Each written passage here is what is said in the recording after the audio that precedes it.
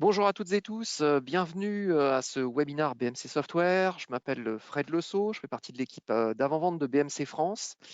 On est en janvier, on est le 18 janvier. Il n'est pas encore trop tard pour que je puisse vous souhaiter une bonne et heureuse année 2022. J'espère qu'on fera peut-être un peu moins de télétravail et qu'il y aura un peu moins de virus qui circulent. Néanmoins, actuellement, on n'a pas le choix. Il y a encore pas mal de télétravail et ce webinar, on aurait bien aimé le faire physiquement avec vous, avec un petit cocktail pour suivre, mais c'est pas encore tout à fait possible. Donc, on va se contenter de l'écran. C'est ainsi. J'espère que, quoi qu'il en soit, vous allez tous bien compte tenu de la situation sanitaire. Aujourd'hui, on est sur un webinar technique. On est ensemble pour à peu près 45 minutes, 50 minutes, 1 heure, en fonction des questions qui seront posées donc à la fin. Ce webinaire est enregistré et il sera possible de le rejouer si vous voulez réécouter ce qu'on va y dire d'ici quelques jours, ou si vous voulez le partager avec des personnes que vous connaissez dans votre entourage et qui seraient intéressées par le sujet. En ce qui concerne l'ordre du jour, on va parler aujourd'hui d'un nouveau module de contrôle M, et je vais être accompagné par Olivier Lazis. Olivier va nous présenter ce nouveau module et puis nous faire une démonstration. Et puis on va clôturer par une session de questions-réponses ouvertes. Donc vous avez dans GoToWebinar une interface de chat qui vous permet de déposer des questions. Et on va avoir accès à cette interface à la fin pour répondre à tout ce que vous pouvez avoir comme questionnement autour de ce nouveau module. Donc je passe la main à Olivier. Olivier, c'est à toi. Oui, bonjour, bonne année à tous. Donc l'agenda, très rapidement, on va introduire et présenter un peu cette nouvelle solution. Il y aura ensuite une démo. On va parler un petit peu d'architecture, voir quelles sont, avant de poser des questions, peut-être quelques réponses à des questions qui nous ont déjà été posées. Donc quelques précisions sur l'outil, puis nous clôturons par les prochains événements BMC. Donc les intervenants aujourd'hui sont donc Frédéric Lesaut qui vient de vous parler, et moi je suis Olivier Lazis, je suis donc Senior Solution Engineer chez BMC Software sur la partie Digital Business Automation, dans lequel fait partie voilà, dont le portfolio inclut Control M. Bien, donc aujourd'hui nous vous présentons la nouvelle solution, le nouveau module Control M Workflow Insight. Ce module a été créé parce qu'un jour à la production, peut-être que votre manager, si vous êtes administrateur contrôle M, est venu vers vous et vous a dit dites-moi, vous pourriez me dire ce qui se passe sur contrôle M? Et là, oups, eh ben, il vous faut un certain temps pour le faire. Ou bien ce même manager peut peut-être se poser des questions sur sa gestion des licences en disant là, il y a trop de jobs demi. Donc je rappelle que les jobs demi sont des jobs, on va dire, un peu factices, qui sont là généralement, qui sont mis là pour généralement lors de mise au point de développement de workflow, qu'on a tendance à laisser parce qu'ils n'ont pas d'impact sur le déroulé du workflow. Par contre, lorsqu'ils sont montés au plan, ils font partie du nombre de tâches que l'on compte. Et puis des fois aussi, pour les gens qui ont mis en place le service level management, il y a pas mal de SLA qui sont manqués. Enfin voilà, tout un tas de sujets qui ont tendance à agacer ou à rendre un peu, comment dire, anxieux certains managers. Donc il vous faut, pour répondre à ces managers et certains des enjeux, il faut un outil de reporting. Qui plus est, parce qu'aujourd'hui, l'outil Control M s'ouvre de plus en plus à de nouvelles populations, que les développements d'applications ont tendance à s'accélérer, et que les workflows qui doivent accompagner ces applications, donc les changements de workflow et les développements de nouveaux workflows, doivent également suivre cette accélération dans le rythme. Et bien sûr, tout ça, on le demande toujours aux mêmes équipes, généralement à budget constant, avec le même nombre de personnes, en leur disant, ben voilà, tout en maintenant un coût maîtrisé, vous devez réduire les risques et améliorer les performances des applications et de vos workflows. Donc, pour répondre à ce besoin, BMC et les équipes de développement ont interrogé pas mal de clients qui leur ont dit, il nous faut un outil de reporting parce que voilà, on a un certain nombre de problématiques, comme que pas mal de modifications de workflow entraînent soit des dégradations de performance, soit carrément des incidents. Beaucoup des workflows, enfin, l'exécution de workflow se dégrade dans le temps et on ne le voit pas, on ne le voit uniquement que lorsqu'il y a une violation de SLA, donc avec un impact sur le business. Comme on vient de le voir précédemment, il y a de plus en plus de workflows et on est les mêmes équipes. Faire une analyse de ce qui se passe prend beaucoup de temps. Donc, il nous faut une solution qui nous donne une visibilité sur l'activité de contrôle M, notamment en temps réel, mais également dans le temps avec un certain historique pour voir les déviations et les dérives des exécutions dans le temps. Cet outil va permettre, vu qu'on maîtrise, on voit la situation et qu'on la maîtrise, va permettre d'optimiser les éléments. Donc, Control M Workflow Insight est un outil qui permet d'enregistrer toutes les métriques relatives à l'exécution de jobs et de workflow. Via les tableaux de bord, on vous donne un aperçu de la situation.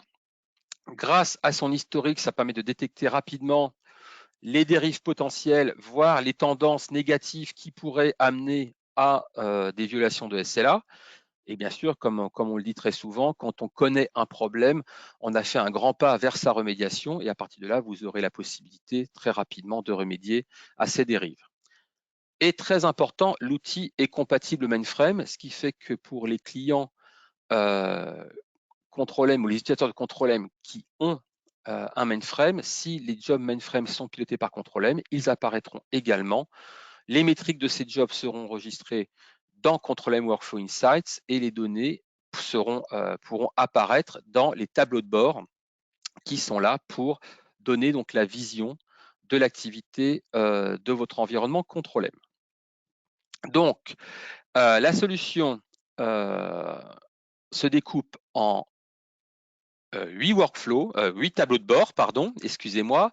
Donc, un premier tableau de bord. Alors, je vais ensuite partir dans 2 minutes dans une démo où on va parcourir tous les tableaux de bord. Donc, globalement, il y a des tableaux de bord qui sont là pour, on va dire, contrôler le bon déroulé et la bonne santé des workflows, donc notamment Workflow Health, le nom est assez évocateur, qui lui donc est là pour montrer les jobs qui vont être KO. On a ensuite Workflow Definition Updates qui est là pour montrer les ajouts, enfin tous les mouvements autour du développement des workflows. Et puis on a Workflow Alerts qui est là pour montrer justement un tableau de bord pour montrer toutes les alertes, donc les jobs et les applications qui engendrent le plus d'alertes, qu'elles soient normales ou critiques. Ensuite, on a des tableaux de bord qui sont plus là pour faire de l'optimisation de ressources, tels que le Workflow Distribution, Optimization Insights, qui va lui permettre d'identifier les applications et les workflows qui ont le plus de job dummy. Workflow Distribution qui lui va permettre de voir quels sont les agents, les contrôle M serveurs et les agents qui sont responsables de l'exécution de job. Et puis il y a d'autres, enfin les derniers tableaux vont être plus sur de l'optimisation de ressources. Alors optimisation de ressources, ça veut aussi dire, optimisation de workflow, excusez-moi. Et optimisation de workflow, ça veut dire comment contrôler le nombre de workflows et entre autres le pic, le fameux pic de consommation.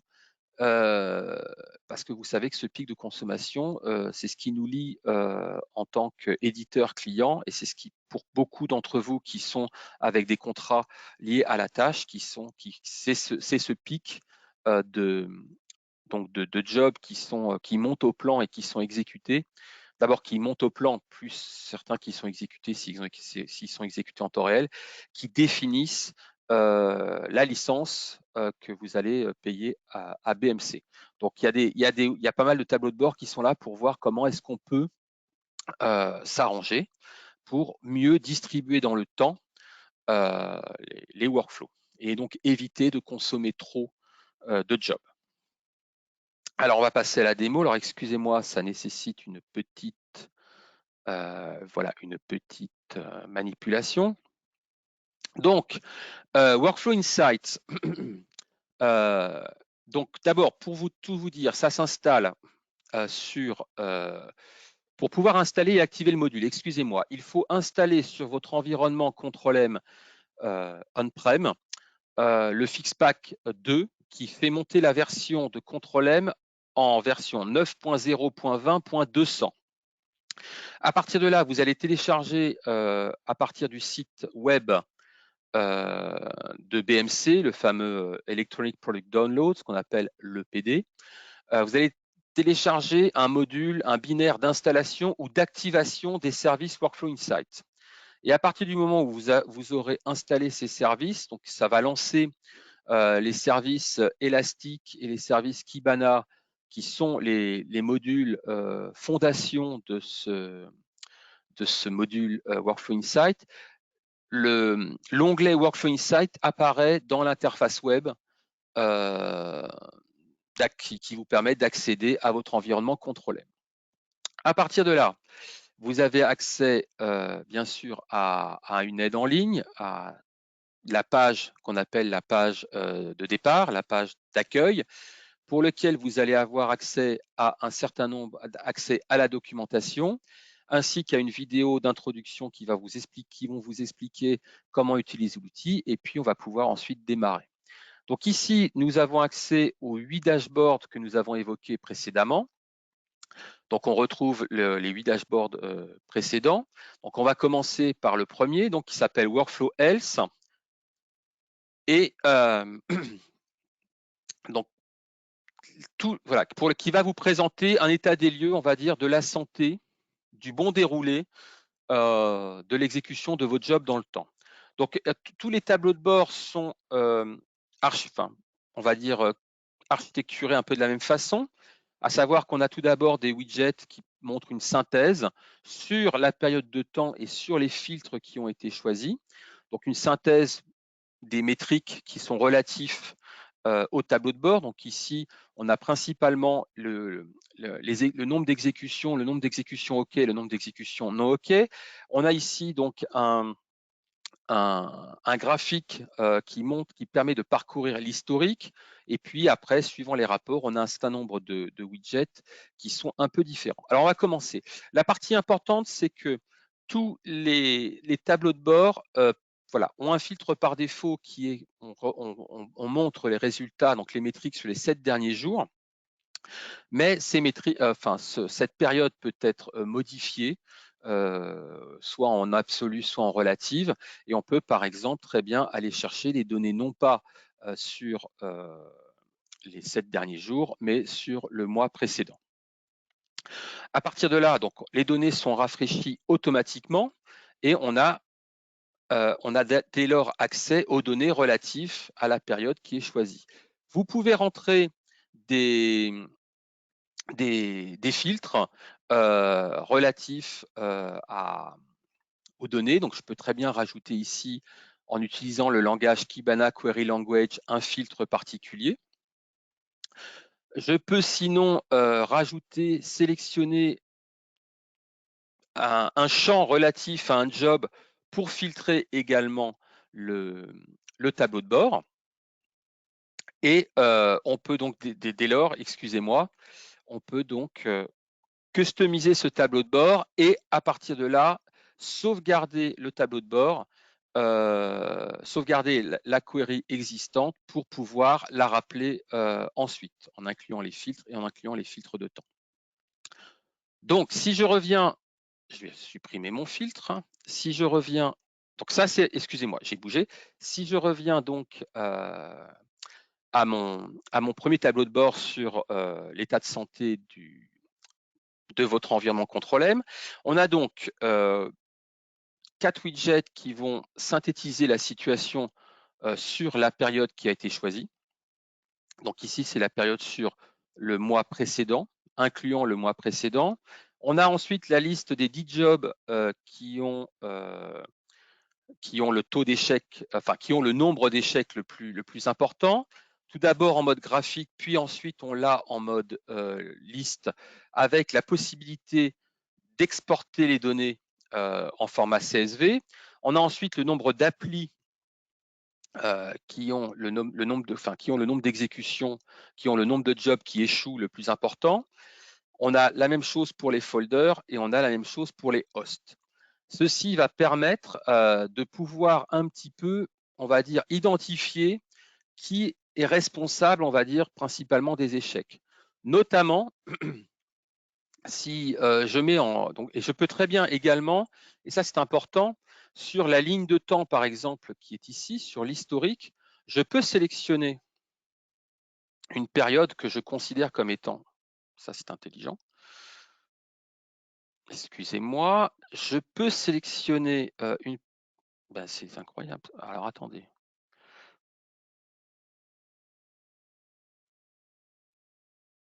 Je peux sélectionner une période qui me paraît particulièrement dégradée, avec une déviance, et à partir de là, on voit que les données sont également mises à jour automatiquement. Donc j'ai identifié par exemple que le 20 décembre était une journée particulièrement dégradée en termes d'exécutions qui sont terminées en échec, et on peut ainsi identifier le job, le principal job qui est responsable de ces échecs, ainsi que la principale application. Si je fais une corrélation avec un autre tableau de bord qui s'appelle Definition Updates, qui est donc le tableau de bord qui me synthétise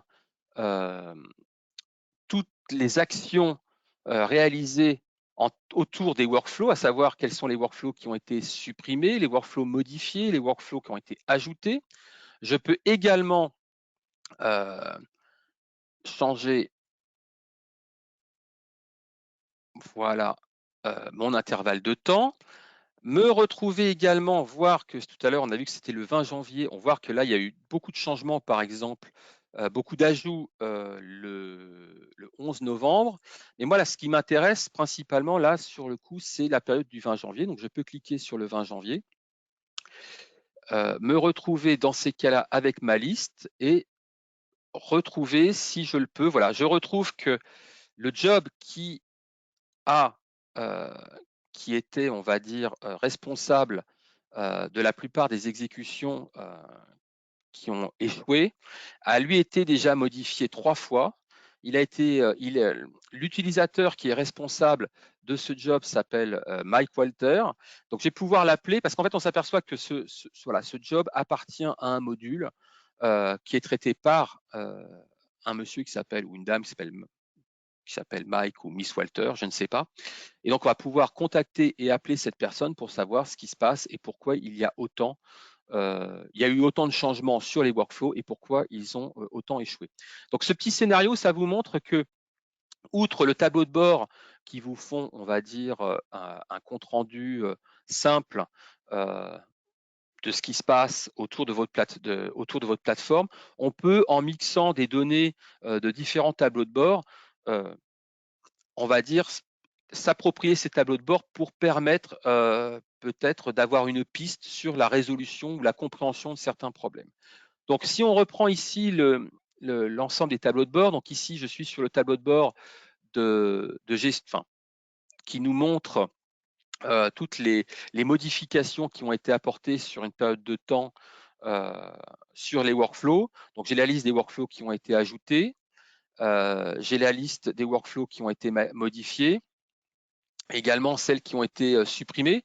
Si par exemple, excusez-moi, si par exemple vous voyez qu'il y a des exécutions qui d'un seul coup ne se réalisent plus alors que vous avez d'autres rapports ou vous faites un suivi particulier sur certains services, vous voyez que des workflows ne sont plus exécutés, ben, vous aurez la réponse pour savoir quand est-ce qu'ils ont été supprimés de l'application. Et puis, on a aussi des éléments qui montrent quelles sont en gros les applications sur lesquelles les équipes de développement de workflow travaillent le plus et quelles sont celles donc, qui sont le plus actives, ce qui peut être également utile. Alors, on va reprendre notre suite de workflow. Je vais continuer avec les workflows un petit peu en relation avec la gestion des erreurs. On a donc un tableau de bord qui montre les alertes. Donc, toujours sur la période choisie. Donc là, on voit que sur les 7 derniers jours, on a eu 160 alertes qui se découpent avec beaucoup d'alertes critiques. Donc, je peux cliquer pour avoir une vision plus particulière des alertes. Toujours pareil, on a cette historique des alertes et derrière, alors là, on va revenir ici, parce qu'il n'y a pas de message lié aux alertes critiques. J'ai les messages d'alerte les plus les plus communs, enfin ceux qui se sont rencontrés le plus. Je vais pouvoir fournir ces données aux gens des équipes d'administration de Control-M pour voir si ces messages d'alerte sont connus et s'il y a des remédiations qui y sont rattachées. J'ai bien sûr les jobs qui génèrent le plus d'alertes. Donc, ce sont ceux qui, on va dire, posent le plus de problèmes. J'ai également les applications reliées à ces jobs qui sont donc également le plus soumis à des alertes. Donc là encore, ça va me permettre de prioriser mes recherches d'incidents et ma résolution d'incidents en fonction de la criticité de l'application et des jobs qui sont ici, qui vous sont ici montrés. Et puis là encore, on a aussi un rapport montrant quel est le host qui fait tourner des jobs qui, comment dire, engendre le plus d'alertes, parce que ça peut être un problème lié au workflow, mais ça peut être également un problème lié au host. Je vois qu'il y a des gens qui font des choses sur le chat. Je propose de continuer la présentation et de prendre les questions plus tard. Donc ensuite, on continue avec les tableaux de bord relatifs à la détection de potentiels problèmes. Si vous avez mis en place le module SLA Management qui s'appelait avant BIM dans Control-M, là encore, Workflow Insight récupère toutes les métriques relatives à ce module, voilà, avec un certain historique. Et donc, on va pouvoir identifier les services qui ont été exécutés, ceux qui se sont terminés trop tard, donc c'est-à-dire qui ont dépassé leur SLA, donc qui ne sont pas conformes à leur SLA. Et donc, on a un premier rapport sur justement les services qui se sont le plus terminés en retard et avec la moyenne de retard constatée sur l'exécution du service.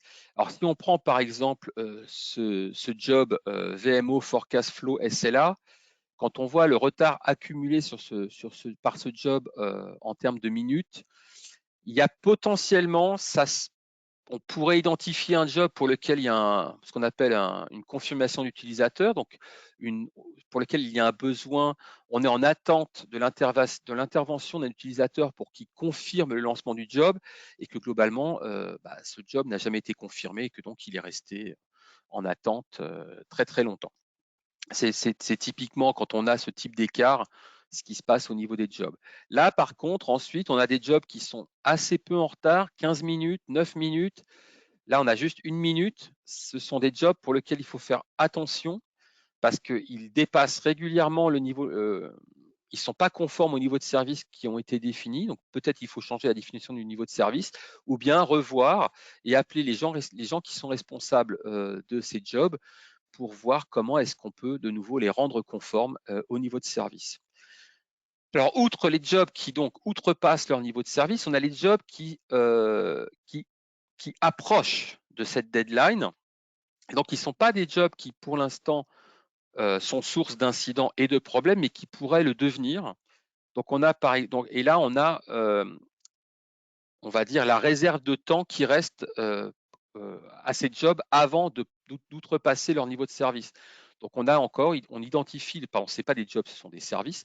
On identifie donc le nom des services qui contiennent les jobs pour lesquels on constate donc un écart de temps avec le niveau de service qui est très faible. Donc, on a ici ce job-là qui est à moins d'1 minute de dépasser son niveau de service. Là encore, c'est très pratique. Il est bien sûr important d'appeler les personnes responsables de ces services et des jobs qui sont contenus dans ces services pour voir comment est-ce que l'on peut maintenir le niveau de service de façon correcte sans le dépasser. On a ensuite un graphique qui est très important, c'est au cours du temps et de l'historique, quels sont les jobs qui ont dépassé leur niveau de service et quel est leur retard constaté, ceci en moyenne et en historique. Donc on s'aperçoit que celui-ci, par exemple, qui s'appelle le service name My Business Workflow, depuis un mois, en gros, n'est jamais, enfin, a depuis un mois la même tendance, à savoir c'est qu'il outrepasse énormément son niveau de service. Et ensuite, on a ici les services qui ont le temps d'exécution les plus longs. Et on retrouve également ici, parmi les services, les jobs, le nombre les jobs qui ont le plus d'exécutions qui ne sont pas correctes. Et enfin, on a, ça c'est quelque chose qui est assez important aussi, la liste des jobs dont le temps d'exécution est le plus critique sur le temps d'exécution global des workflows applicatifs auxquels ils appartiennent. Même chose avec les jobs qui ont donc l'écart le plus important, le retard le plus important vis-à-vis et qui entraînent le retard le plus important vis-à-vis de l'exécution des workflows auxquels ils appartiennent. Donc là, on a un tableau de bord qui est quand même très pratique pour anticiper les problèmes et identifier les problèmes importants liés aux applications critiques sur l'exécution de workflows contenus dans des services. Alors ensuite, on a ensuite les tableaux de bord qui sont plus relatifs à l'optimisation des ressources et à l'optimisation des jobs, notamment celui-là qui est assez intéressant et important, qui est le tableau de bord qui va vous montrer le nombre de workflows qui sont montés au plan et qui sont exécutés. Donc là, pour le coup, la partie importante, c'est de voir sur l'année, puisque c'est aussi relatif pour la donnée de la licence. Alors ici, on a une plateforme qui est assez récente, donc on n'aura pas un an de données.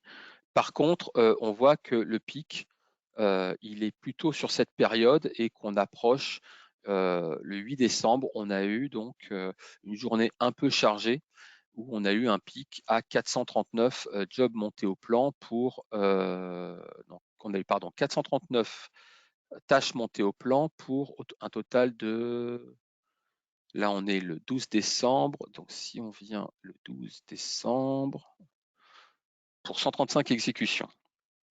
On va retrouver donc la période pour laquelle il y a eu la journée où il y a eu le plus de jobs, la période où il y a eu le plus de jobs exécutés.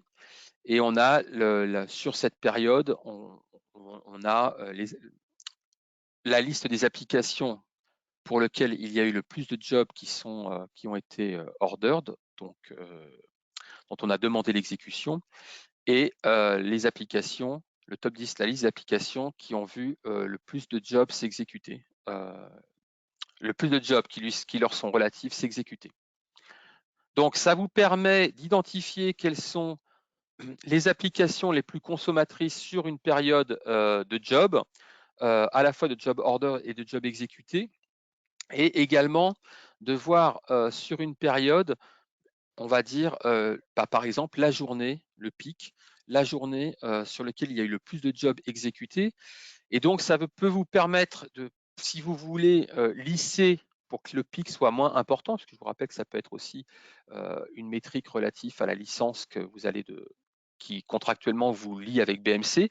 Vous allez pouvoir identifier dans ces cas-là les applis et donc demander aux équipes qui sont responsables de ces applis s'il est possible de déplacer l'exécution de leur workflow et de leur job à une autre date pour lisser le pic.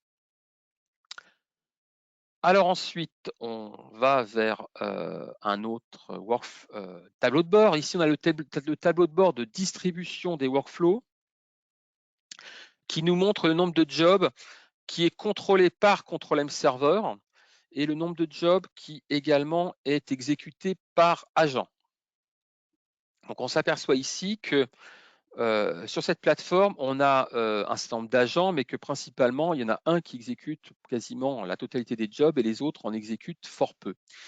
Alors, ce tableau de bord peut servir sur le fait de peut-être se dire que est-il vraiment nécessaire de conserver des agents qui exécutent peu de jobs. On sait tous que un agent installé sur un système, ça veut dire que c'est un système à maintenir, c'est un agent à maintenir, c'est du temps, c'est de la ressource. Dans le Green IT aussi, maintenant, c'est de la ressource d'énergie, etc., etc.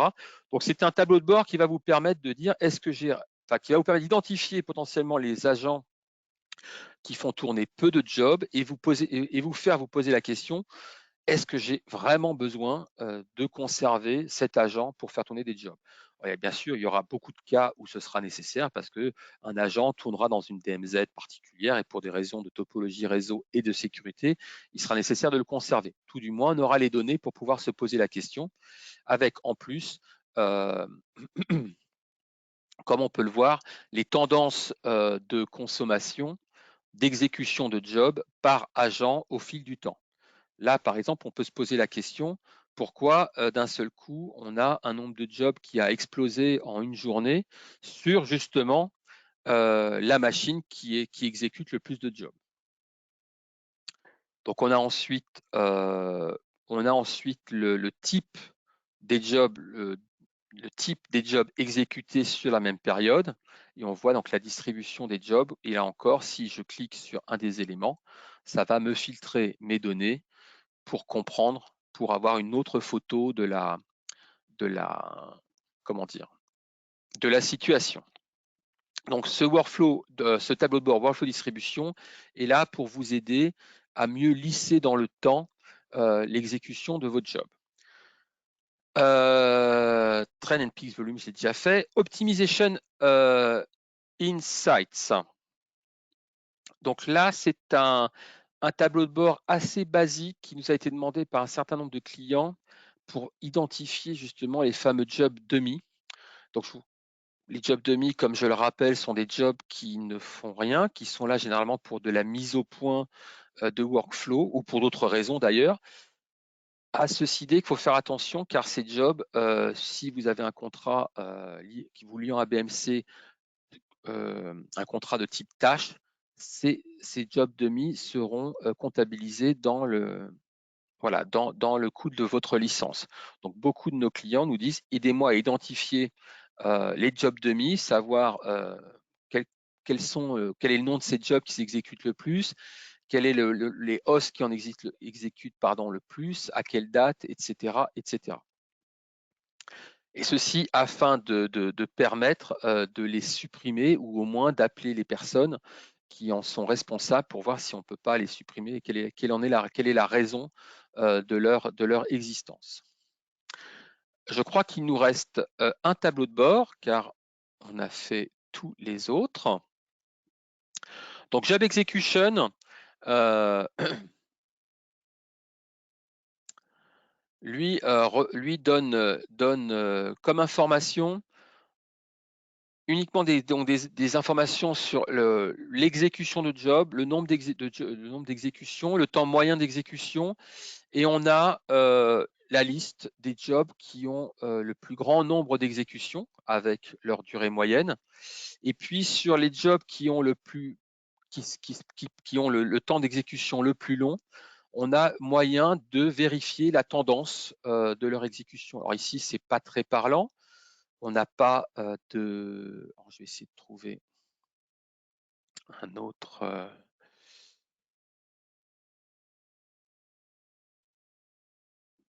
Donc là, on a plus d'exécution et c'est pas plus parlant non plus. Donc là, on voit qu'il y a un job qui est apparu et qui s'est exécuté le 19 et qui a pris le plus de temps.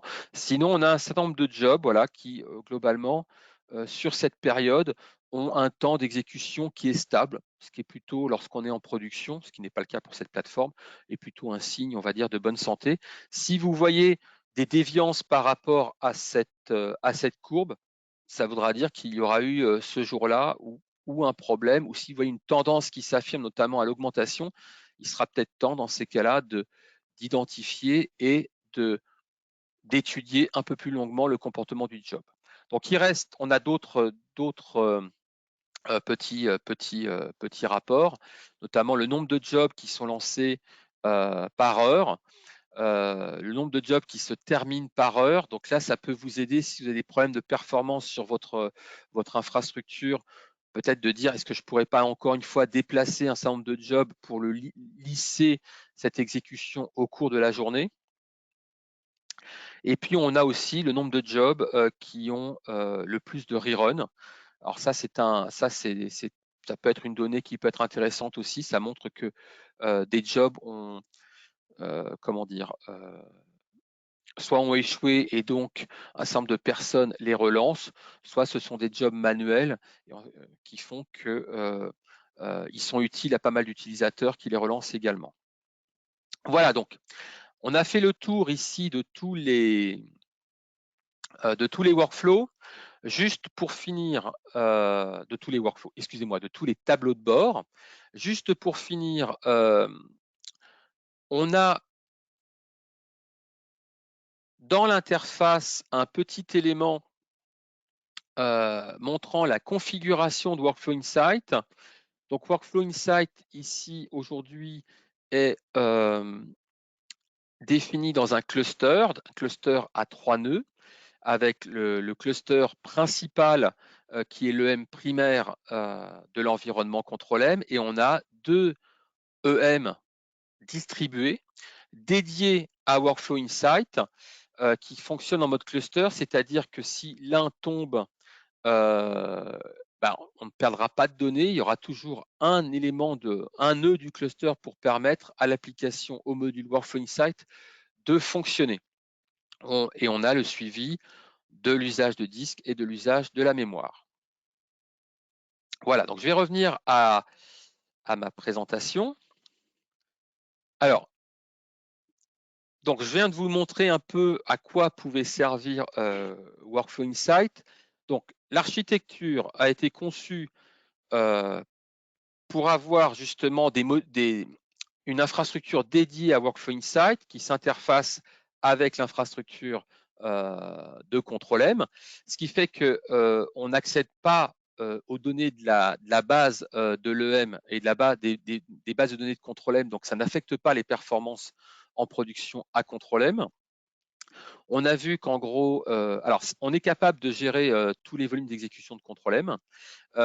Quelque chose que je ne vous ai pas montré, on peut garder jusqu'à 5 ans de conservation de données.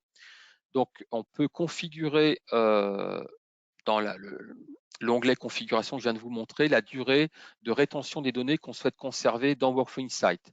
Alors, on peut configurer cette rétention en nombre de mois et on peut spécifier jusqu'à 60 mois, c'est-à-dire jusqu'à 5 ans. On a vu qu'on pouvait mettre Workflow Insight en mode en haute disponibilité et en disaster recovery, qui fait qu'on pourra toujours conserver et accéder aux métriques de l'environnement Control-M. Et là encore, comment dire, les données respectent, et le niveau de sécurité de Workflow Insight s'appuie sur les critères de sécurité de Control-M lui-même, et donc à savoir l'authentification et les autorisations telles qu'elles sont définies dans l'environnement Control-M. Alors l'architecture, de façon très simple, donc on a un Control-M EM primaire, c'est celui qui a la base Control-M, et ensuite on va installer un ou plusieurs Control-M EM distribués qui, eux, sur lesquels on activera uniquement les services liés à Workflow Insight, c'est-à-dire les services Kibana et les services élastiques. Donc en fait, ce qui se passe, c'est que les données de montée au plan et d'exécution remontent dans la base de l'EM et transite par le service Kafka, et Workflow Insight lui aussi va aller récupérer, en fait, va intercepter les données qui vont transiter via le service Kafka pour ensuite les placer dans sa base élastique, et ensuite elles seront rendues disponibles par la couche d'interfaçage Kibana disponible par le module web de l'EM primaire. Donc là, on a une architecture plutôt simple pour un environnement non prod, et donc pour un environnement de prod, c'est la même architecture, mais en mode clusterisé. C'est ce que recommande BMC. Si vous pensez que vos métriques sont importantes et que vous souhaitez avoir de la haute disponibilité pour ce module de reporting, eh ben on préconise dans ces cas-là d'installer plusieurs EM distribués dédiés donc au service Workflow Insight, et ces deux éléments de cluster fonctionneront en parfaite symbiose et en parfaite collaboration dans un mode actif-actif. Donc si l'un tombe, l'autre pourra prendre, on va dire, la tâche et assurer la tâche et relatif à cette activité de reporting. Alors, le module de licence Workflow Insight est donc un module supplémentaire et complémentaire à Control-M. Donc, il rentre dans la famille des modules optionnels qui peuvent être achetés en complément de, on va dire, des licences et de plateformes de base de Control-M. Donc, Workflow Insight fait partie des modules supplémentaires tels que les modules MFT, MFTE, Workload Archiving et WCM.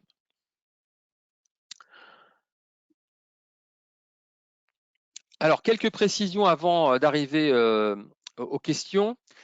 Dans cette première version, il n'est pas possible de connecter plusieurs environnements Control-M à une plateforme Workflow Insight. Donc, on a un Workflow Insight par EM primaire, donc un Workflow Insight par environnement Control-M. Il n'est pas possible d'accéder directement à Elasticsearch. Donc, le seul accès possible à Elasticsearch se fait au travers de Control-M et donc au travers de l'interface Workflow Insight. Et pour l'instant, dans cette première version, il n'est pas possible non plus de créer ses propres tableaux de bord. Les tableaux de bord sont fixes. On a vu qu'on pouvait les configurer à sa sauce via les filtres, qu'on pouvait sauvegarder ces filtres, donc on peut les personnaliser. Par contre, on ne peut pas créer ses propres tableaux de bord. Alors, Workflow Insight, même s'il s'appuie sur les autorisations et l'authentification de Control-M, a aujourd'hui dans sa première version une limitation qui fait que il ne respecte pas le schéma d'autorisation de Control-M. C'est-à-dire qu'on a accès, on ne peut pas finement dire sur quelles données on va avoir accès. Aujourd'hui, on a accès ou pas dans le rôle, on peut définir la permission comme quoi on a accès ou pas à Control-M Workflow Insight. Alors, donc, ce qui fait qu'un utilisateur va pouvoir voir les agrégations de haut niveau, donc va pouvoir accéder aux données dans Workflow Insight, en gros, de tous les jobs, de tous les dossiers de l'environnement, même si derrière, il n'a pas accès.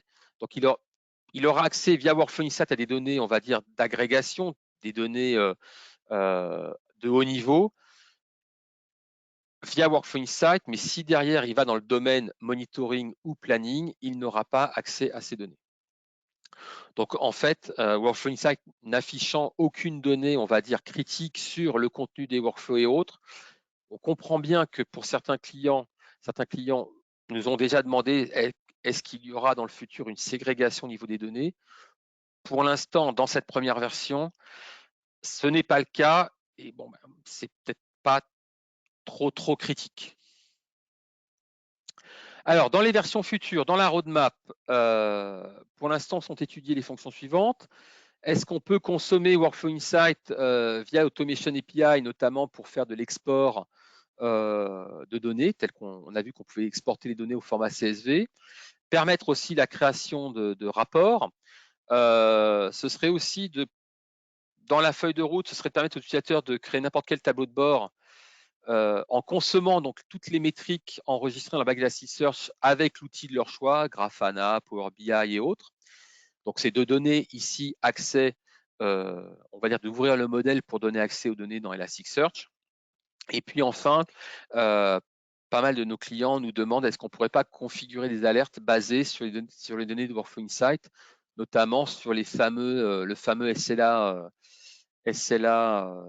Management, le tableau de bord de gestion des SLA, qui nous montre quel est le temps moyen, les écarts moyens en positif ou en négatif qui font qu'un job est proche de dépasser ou dépasse un SLA. Voilà, j'ai fini ma présentation. J'espère que vous avez appris pas mal de choses. Est-ce que vous avez des questions? Alors, je regarde actuellement la fenêtre des questions, il n'y a rien. Ça prouve que l'explication a été extrêmement claire. On va vous donner quelques quelques secondes pour éventuellement vous manifester si vous souhaitez avoir des détails sur ce que Olivier a expliqué. Tout a été extrêmement clair. On a eu une démonstration et vous avez vu les dashboards.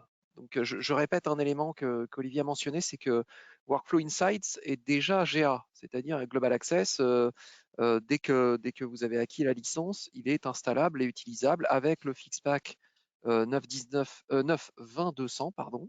Donc, il faut être à la toute dernière version de Control-M pour que ce soit utilisable. Si vous voulez en faire le test, c'est aussi possible. On peut discuter. Je vous conseillerais de vous rapprocher de la personne commerciale qui s'occupe de vous. Il est possible de le tester. Et donc, on l'implémenterait sur une instance de test de votre côté. Et puis, si vous voulez revoir la démonstration, aller plus dans le détail de ce qu'a présenté Olivier, c'est possible aussi. On n'a toujours pas de questions, donc on va pouvoir clôturer ce webinaire. Je voulais revenir sur un certain nombre de points, notamment le fait qu'il y aurait deux futurs webinars prévus. Alors, ce ne sera pas le 10 février, le prochain. Ce sera, alors je découvre 20 janvier à 11 h vers un numérique plus responsable. Ça, c'est sans doute un webinaire un peu plus global. Lié à ce qu'on peut proposer à ce niveau-là, notamment pour un meilleur usage des ressources du cloud ou des ressources on-premise, avec des outils délivrés par BMC bien évidemment. Le 10 février, ça ne se passera pas le 10 février, mais on a prévu de faire un webinaire technique sur une nouvelle intégration disponible qui a été développée dans le contexte d'un dialogue avec un client de Control-M pour que Control-M puisse donner des ordres à Microsoft Dynamics AX 2012. Donc, il s'agit d'une ancienne version d'un ERP qui s'appelait Axapta et qui est actuellement utilisé en France principalement par des clients utilisateurs qui sont plus du côté Dollar Universe, mais qui peuvent se poser des questions légitimes sur est-ce que Control-M peut le faire aussi. Et je vais spoiler l'information tout de suite, il peut le faire. Et donc ça, ce sera prévu probablement pour la fin février. Et puis en mars, on a un webinaire prévu sur Control-M Business Workflows, sur une utilisation notamment de MFT pour envoyer des fichiers dans les différents clouds publics et sur le on-prem aussi. Donc, nous n'avons toujours pas de questions, donc on va clôturer officiellement. Donc, merci de votre attention et de votre disponibilité pour avoir suivi ce webinaire complet. Merci à Olivier d'avoir dédié son temps pour avoir préparé et déroulé ces slides. Vous pouvez nous contacter ou contacter Olivier directement, contacter votre commercial habituel pour avoir plus de détails, notamment peut-être pour avoir une quote sur Workflow Insights. On n'a Juste plus pour qu'à vous souhaiter. information, parce que c'est pas très clair, mon Oui, adresse email, c'est Olivier underscore. Parce que comme il y a cette, voilà, le il y a rien, soulignement, ouais, ça Olivier ne se voit plus. underscore lazis@bmc.com. Ça se voit pas très bien là. Merci Olivier.